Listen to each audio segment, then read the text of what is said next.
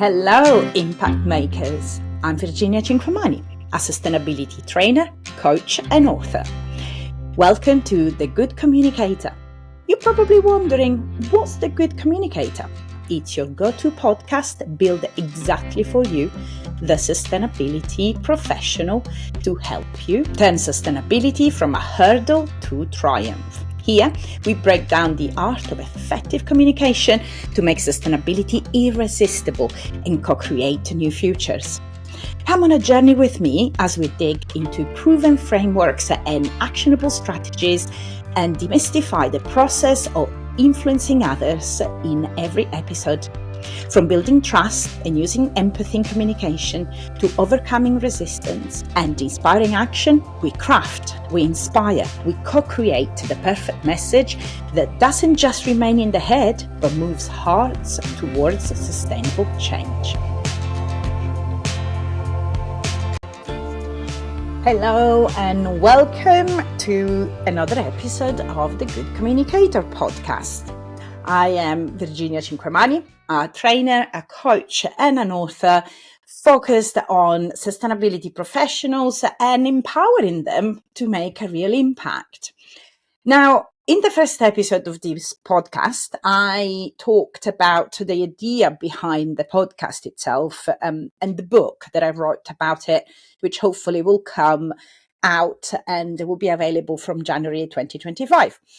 But I thought today I would cover the key elements that make a sustainability professional a good communicator. And it sounds quite trivial. When I'm going to say it to you, it will sound really quite trivial because it's all, in my opinion, about listening and empathy. I realized that this was actually a major issue for my fellow sustainability professionals in terms of how impactful their communication was. I realized we approach our conversations and our sustainability communication as a fight. I mentioned that last time.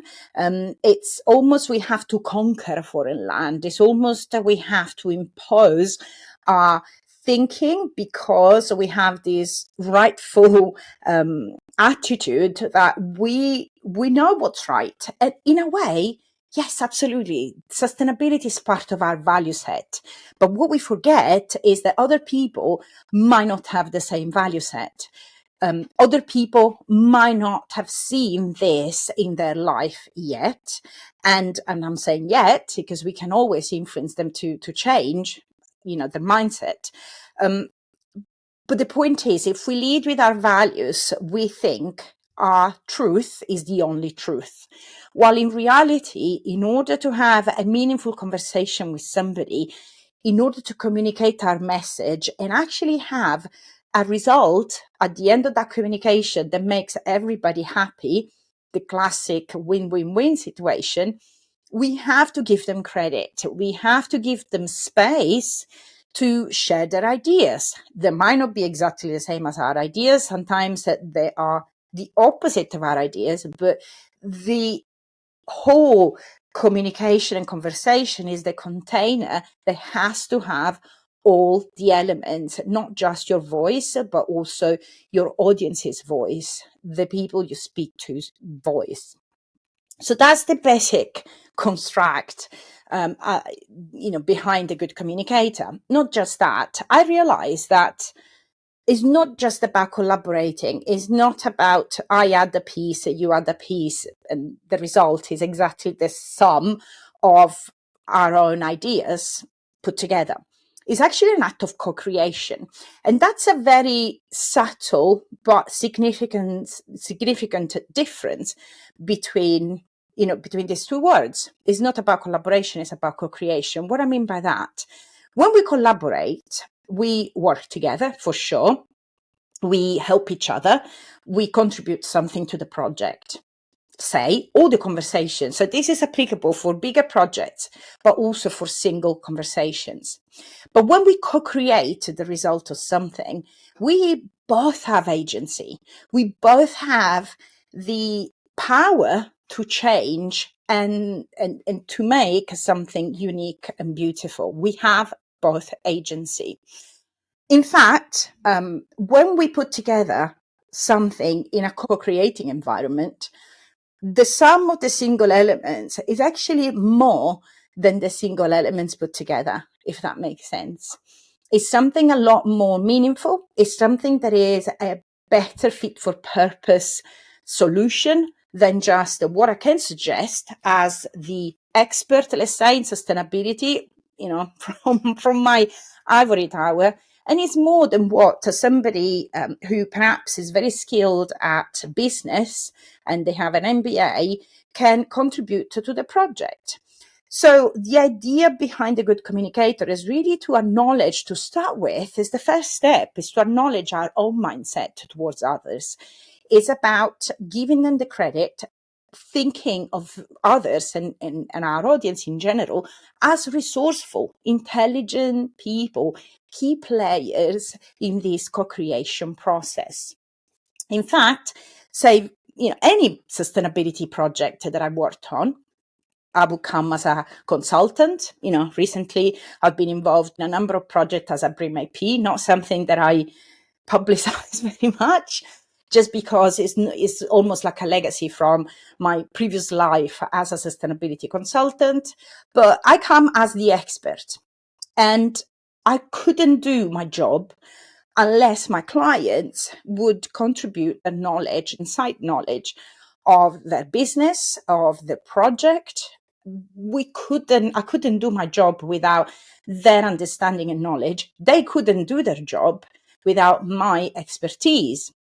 So that's where we really acknowledge each other's importance in a conversation. And I know we generally do that, but I noticed sustainability professionals think that they have to convince the other person, that they have to make disciples, really, and they have to get people on board 100% from the first moment on sustainability. This is quite difficult, and unless you find somebody that in front of you that already has sustainability as part of their value set, and they actually believe in sustainability as a important factor of their business model, this is not going to happen. And because these people, unfortunately, at this stage are not the majority of people, we need to change the way we think about our conversations and our communication. So, first of all, let's start from our own mindset. When I feel frustrated, when you feel frustrated because maybe the meeting hasn't gone the way you wanted to go, maybe you got a no, or one of the classic excuses like we haven't got money, we haven't got the resources, we haven't got the time to embrace sustainability the way you're suggesting, then think about how you have communicated that message. How did you pass on and convey the message of sustainability? Maybe you didn't give the other person a choice. Maybe you didn't explain what you meant. Maybe you used acronyms or jargon that they might not have understood, but they didn't dare to ask explanation for. Or maybe you pushed in a way that you put that person in a corner, and in nature is it's actually a general law of nature. For every action, there is an equal and opposite reaction. Is actually a law of physics. And this happens also in conversation. You know how people don't want to be preached at. And we say that all the time. But then we find ourselves in that position to preach and not to ask for the other person's opinion, and just to give for granted that the solution we have in mind is the right one. Perhaps we have decided that before even starting a conversation. Perhaps we have decided that because it is the most convenient for us, or the one we have more knowledge about. Therefore, we impose something on the other person. It's only natural that you get an equal and opposite reaction. You get a no, you get a pushback. So how can we change this situation in a way that we don't have that instinctive and opposite reaction? Now, the good communicator framework is all based on a series of steps. It's 5 steps, which I'm going to cover in different episodes of this podcast. But let's start from building rapport. That's the very first step of any relationship in life, I would argue, but also any communication.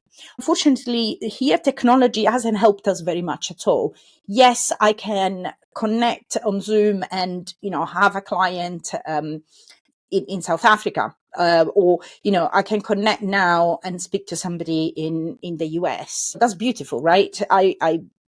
I can reach anybody. I can see people in the face, which is amazing. However, technology has led us not to have the pleasantries and not to have the chit chat and the small talk that actually make us profoundly human. We are meant to connect with other people. We are meant to, before we get to business, we are meant to get to know them a little bit. We just don't take that time anymore. Hopefully, you are still doing some meetings face to face. The person that greets you asks you, "Oh, how was your journey?" Dreadful weather. That's a very British way of starting meetings. But do you know what? That little bit of being human goes a very long way, especially if that rapport building grows a bit more. What do I mean by that? Now I've, as part of this framework, but also as part of what I have observed that actually works quite well, I do quite a bit of research beforehand on the person I'm going to meet or the people I'm going to meet. And that implies simply enough to go on LinkedIn, for example, and have a look at their profile, have a look at the sort of posts they put out there, or the lack thereof, which also gives me some data and indication about the person. I try and see whether they have a website. I go and look at their profile online. I'm not trying to be nosy or, trying to, go infringe their privacy in any way. However, it's important that I get to know these people or have at least some data about who I'm going to meet, because that's the basic building blocks of the relationship we're going to build with that particular person, or even with a number of people and an audience. Why? Because that gives me a starting point. It might give me an icebreaker. I'll give you an example. I go to a meeting or a networking situation and I want to meet a specific person. I do my research beforehand and then I notice that we went to the same university. That's a fantastic icebreaker. I go there and I say, look, I'm not trying to stalk you, but you know what? We went to the same university more or less at the same time. Who was your teacher for that particular subject? And that's already a way of breaking the impasse. Actually, we struggle sometimes to find something to say beside, again, the weather. That's why people go back to the weather, because it's something that we share in common. And that's exactly the point. We need to find something in common with the person or people that we are meeting. University, maybe a post that resonated with me if they are active on LinkedIn or other social media, or maybe I read their newsletter. It's great to have something to bring up. Or if you are in a networking situation where, for example, there has been a conference, you can always say, did you like that particular talk? What did you like the most about it? And in fact, that takes me to the second point, which is asking questions. Just not any question, but there are two kinds of questions that are specifically really useful for building rapport.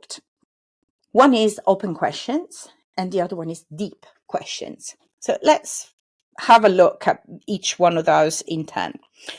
Open questions is actually simpler because it's your how, when, why, who. So those questions that don't have a yes or no as an answer, because yes or no means that the conversation is finished right now. But if I ask, what did you think about the particular in speech? Then the person is forced almost to say, oh, do you know what? I really like, that approach to carbon calculation, but I'm not entirely sure about their marketing approach. And that is already a starting point for your conversation. You can agree, you can disagree, you can bring up more stuff. And that's the same when you, for example, meet a client for the first time. Instead of asking, did you have finance for this project? It might be helpful to ask, how is this project going to be financed or funded? Because that will unlock and uncover anything that might be either a risk or an opportunity. If they say just yes, that the project is funded, great, you might follow up, or you might not, and then that will be it. But if they say, yes, we received a green grant from the government, fantastic. What sort of green grant is that? And maybe you find out that the money in the green grant is not enough to cover for all the solutions that you have in mind. That's a potential risk. Or maybe you say, oh, do you know what? Since you've applied for this grant, there is another one that I know from the European Union that you might be interested in. So as you can see, if you ask an open question, you have a lot more opportunities to discover more about the person in front of you, but also to find out about the project and actually to provide a better service. I'm assuming you work, as a consultant, for example, but this is actually in general. You might be more helpful. You might find more stuff to say. You might find more common ground. You actually have more of an opportunity to influence your audience than if you don't ask those open questions. What about deep questions, which I also mentioned a minute ago? Deep questions are somehow a little trickier, but they're very good for building rapport. I'll give you an example. If I'm meeting somebody at a networking situation, just like I was making the example before, and I ask, do you know what? We actually went to the same university. What was your experience like of going in that university? It is an open question because I've asked a what question, but actually I'm going down to almost an emotional level. What was your experience? Experiences are very personal. Experiences mean that person is putting something quite personal in the answer. Whatever they're going to tell me, they need to dig a little bit down into their conscience and their memories to give me that answer. And often is this sort of questions that you ask without realizing, on a night flight, for example, or when you have a delay at the airport or at the station and you engage in a conversation with a perfect stranger. Sometimes your most vulnerable self comes out. Maybe you ask without even knowing one of those deep questions, and you find more common ground, more human connection than you would otherwise. So instead of just asking, we went to the same university, what did you think of, X? You can ask, what was your experience like? And that really goes into the emotional level. So when we try and build rapport, we need to try and get at that emotional level, whether through open questions, like I said, easier to formulate, or deep questions, which are the ones that ask the person to share their personal ideas or even their emotions about something. Both work really well to build rapport. But why do we need to build rapport? Now, think about your own life, maybe not just in sustainability in general. You work a lot better with people that you have something in common with. You pair up naturally with people that have similar ideas to you. Just look at your LinkedIn feed or any social media feed. It's people that have the same views of life as you do. Maybe they think the same thing. It's maybe like a massive echo chamber. That's what it is. Because we tend to find and seek our tribe. So you need to do the same, but maybe in a shorter period of time with new people that you meet. And as people you work with and you want to work harmoniously with, or you want to influence to adopt your sustainability solutions. The more common ground you find, the more rapport you build, and therefore you find more common ground, the better the relationship will be, but also the more trust it will be established between the two people. Now, if you look at it from a chemical point of view, from a brain neuroscience point of view, it's quite magical when people agree, when people have a similar view of life, or when people find common ground between themselves, their brain waves align. Now, I am saying this in such a trivial way that you are allowed to complain, but there is solid research that showcases how the wavelength of people that are in agreement and they are in a good conversation that work at the same level.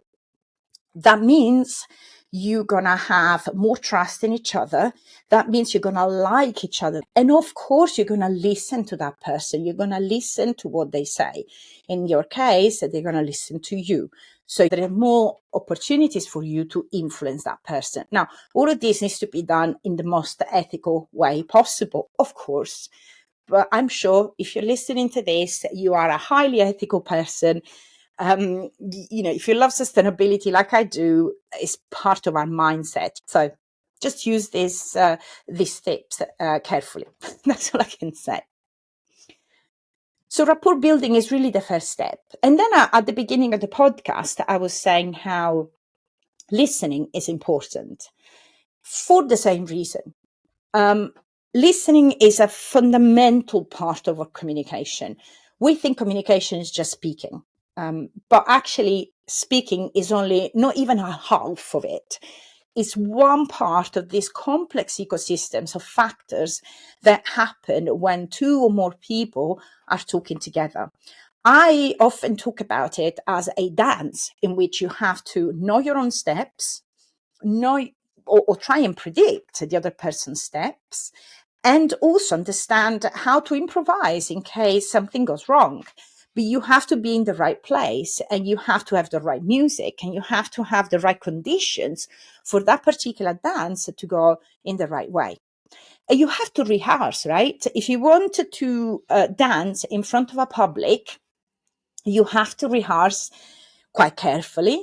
And that means, in our case of communication, preparing before the meeting or the communication or the conversation or the presentation or whatever it is that you're doing. That means researching your audience, like I was saying before. That means making sure the environment is right and conducive to a good outcome. That means perhaps preempting any objections.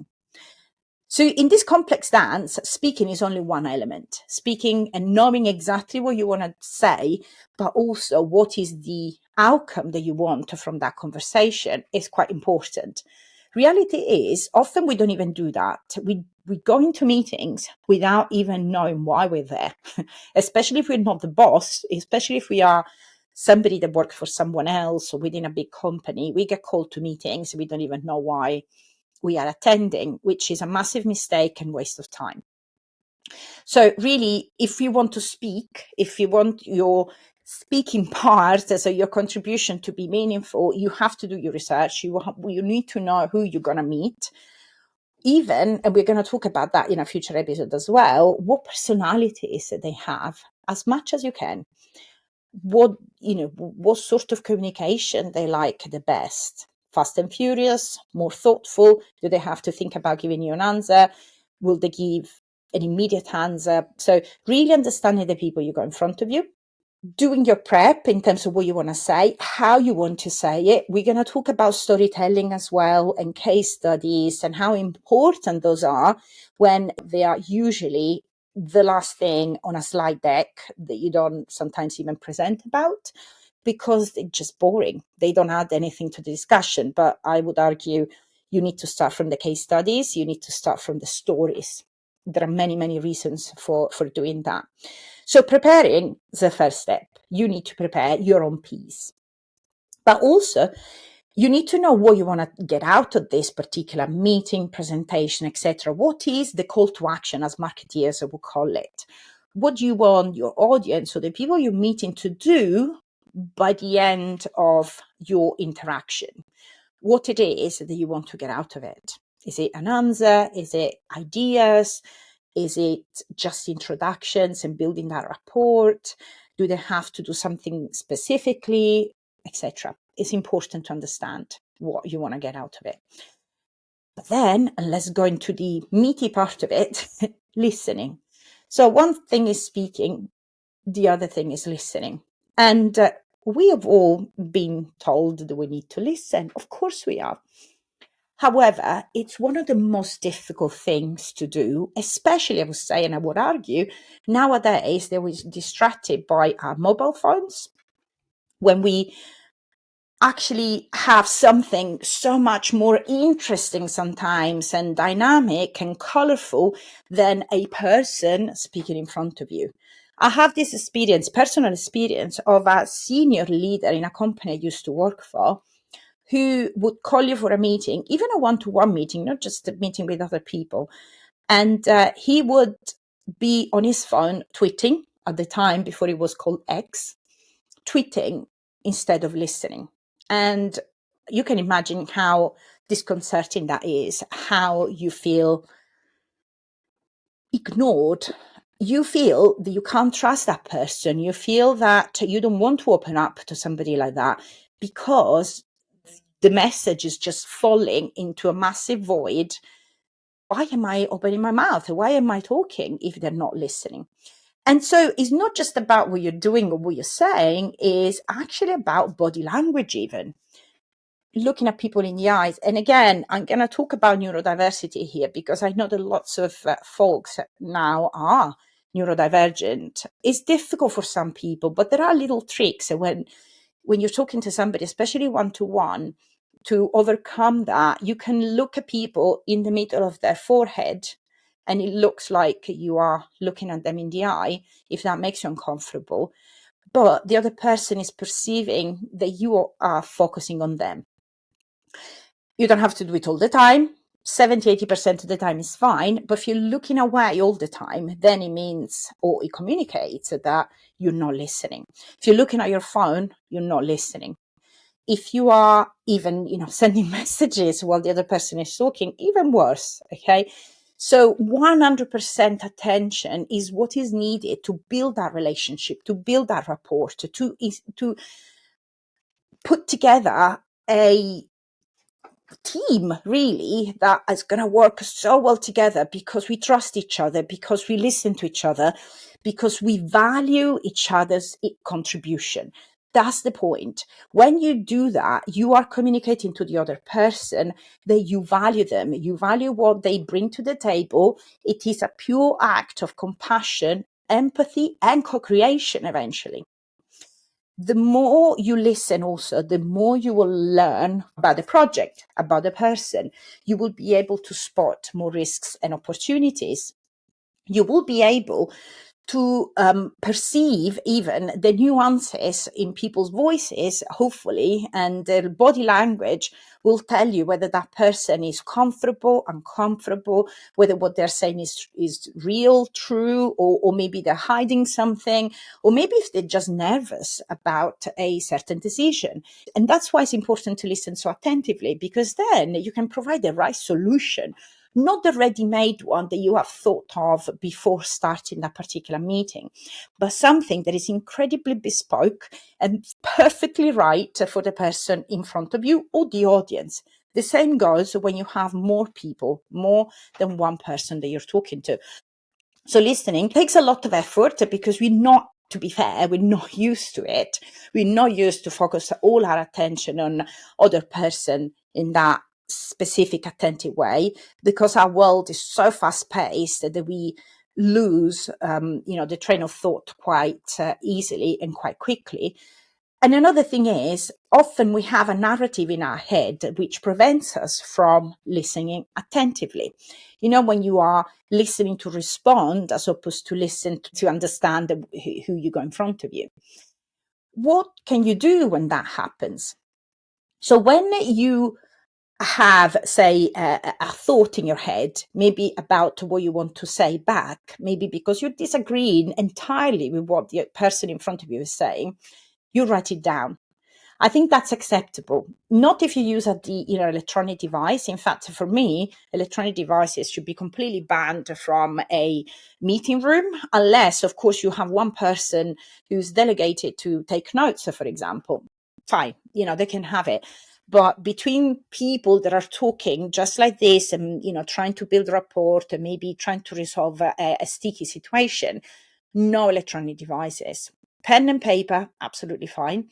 You can even say, I need to take a note right now because I think this is important. I don't want to forget it if you really want to, but better not to interrupt, which is another interesting point of listening. You do not interrupt unless there is a natural pause in the other person's train of thought, because sometimes they just need to take their sweet time to reach a certain point, and you need to give them that space. You need to hold that space, as it's called in coaching terms. Hold the space for the other person to open up completely, share all they have to share after you hopefully have asked a few open questions. So if that thought is still in your mind, you write it down so that you don't forget, but it's also out of your mind. It doesn't keep on going round and round and round until it makes you crazy, because that really prevents you from listening attentively. It could be something completely unrelated. It happens to me. Something completely unrelated to what we're saying. Maybe what I have to have for dinner tonight, something like that. It's fine. We're human. Okay, we're human, and that's okay. But this is a little trick to get out of your head and on paper something that is bothering you and preventing you from doing the full job of listening. So I think for this podcast, that this is probably, enough food for thought for today. We talked about rapport building. So being a good communicator is not just about speaking, it's about building rapport first and foremost, and why. The most important thing is to listen attentively, and all the little tricks that we can do to try and do that. And also asking the right questions, which are open questions and deep questions. And all of this together should already incredibly improve the quality of the conversations you have. So if you had to take away one thought from today, what would that be? And if you have to do one thing to improve your next conversation, what would that be? Write it down right now so that you don't forget.